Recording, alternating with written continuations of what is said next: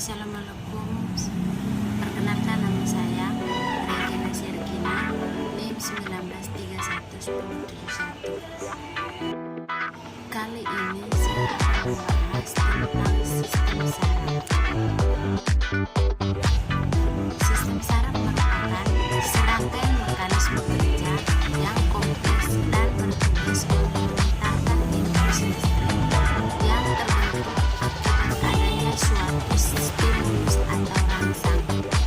Sel fungsional yang bekerja pada sistem saraf adalah neuron atau sel saraf. Neuron itu unit fungsional sistem saraf, terdiri dari badan sel dan sitoplasma yang bekerja dengan cara menghasilkan potensial aksi dan menyalarkan impuls dari satu sel ke sel berikutnya. Bagian-bagian neuron: 1. Badan sel atau perkirarion atau sel body, yang merupakan bagian dari neuron yang mengandung nukleus atau inti sel. Kedua, dapat diibaratkan sebagai mesin bertanggung jawab atas kehidupan sel yang berperan dalam sintesis protein. Yang berikut terdiri atas nukleus, sitoplasma, neurofibril, dan membran sel. Terdiri dari nukleus, sitoplasma, neurofibril, membran sel. Nukleus merupakan inti dari soma sel yang mengandung kromosom. Kromosom terdiri dari rantai DNA atau deoksiribonukleosid. Kromosom tidak langsung memiliki fungsi tersendiri, tetapi ia memiliki fungsi untuk meramu atau membuat protein tertentu. Nah, bagian dari kromosom disebut gen, yang terdiri dari protein tertentu dan yang berbeda pada masing-masing individu. Yang kedua, sitoplasma. Sitoplasma, cairan bening atau seperti jeli pada bagian dalam neuron dan terdiri dari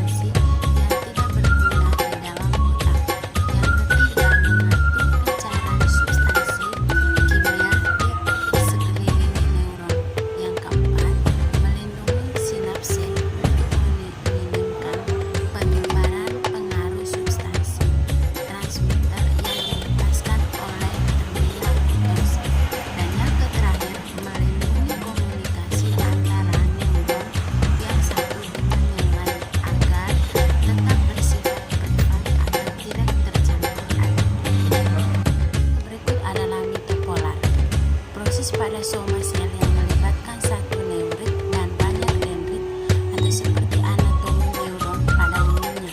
Contohnya, saraf dari otak sebelah atas turun ke tulang belakang dan kemudian menyebar ke seluruh otak. Yang berikut multipolar interneuron. Soma sel pada interneuron yang prosesnya melibatkan banyak dendrit. C. Mikroglia. Fungsinya fagosit untuk sel saraf yang rusak. Yang D. Ependimal. Fungsinya fagosit untuk sel saraf yang rusak.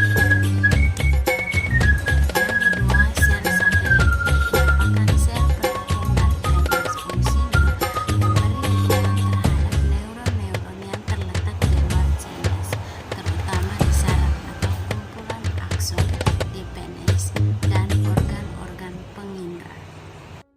Yang ketiga, blood-brain barrier. Tanggul peredaran darah ke sistem saraf pusat ini menunjukkan sifat soma sel neuron yang selektif, permeabel atau permeabel yang selektif. Unipolar. Yang A. Proses pada soma sel dilakukan oleh satu dendrit dan satu neurit atau akson yang pangkatnya bersatu, sehingga seolah-olah hanya ada satu lanjutan atau sambungan yang pada ujungnya bercabang dua. Yang ke B. Pada saraf perifer bisa sangat panjang dan mencapai 1 meter. Contohnya adalah saraf-saraf sensorik atau propriopepsi atau posisi tubuh. Yang ke C. Contoh lain saraf sensorik yang tidak panjang adalah saraf yang ke organ dalam atau visceral dan cita rasa. Bipolar.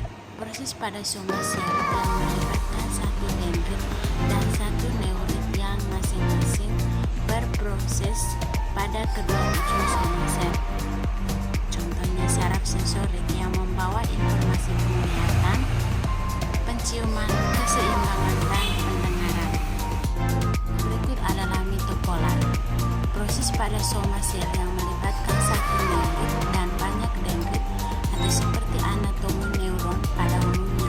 Contohnya, saraf dari otak sebelah atas turun ke tulang belakang dan kemudian menyebar ke seluruh otot.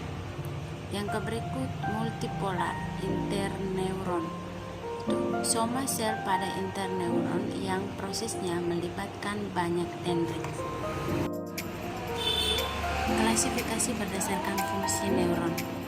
Yang pertama, neuron sensorik mengantarkan impuls listrik dan reseptor pada kulit, organ indera atau suatu organ internal ke SSP. Hampir semua saraf sensorik unipolar, hanya sebagian kecil yang bipolar.